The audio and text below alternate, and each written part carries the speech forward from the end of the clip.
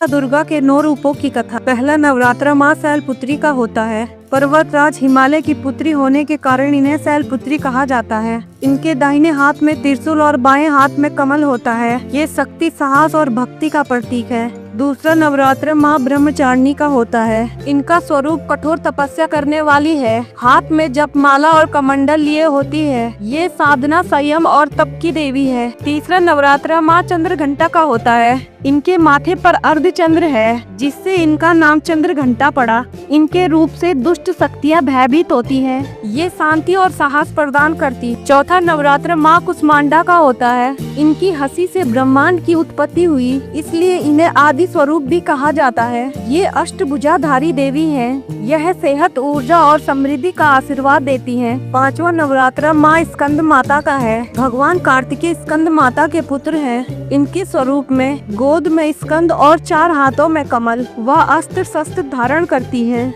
ये मातृत्व और करुणा की प्रतीक है। छठा नवरात्र माँ कात्यायनी का है। यह ऋषि कात्यायन की तपस्या से प्रकट हुई।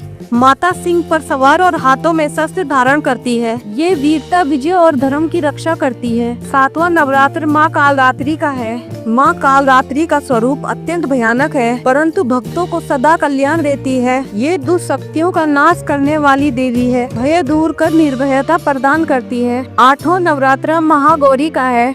ये अत्यंत शांत, सुंदर और गौरवर्ण है। इनकी कृपा से समस्त पाप धुल जाते हैं। ये जीवन में शांति, पवित्रता और सुख देती है। नौवां नवरात्र माँ सिद्धिदात्री का होता है। माँ सिद्धिदात्री समस्त सिद्धियों को देने वाली देवी है। 4 भुजाओं वाली कमल पर विराजमान ये भक्तों को ज्ञान, मुक्ति और सिद्धियां प्रदान करती हैं। नवरात्र केवल उपवास और पूजा का पर्व नहीं, बल्कि यह आत्मशक्ति, जागरण और गलत पर सही की विजय का प्रतीक है। चैनल को सब्सक्राइब करें और कमेंट में जय माता दी लिखें।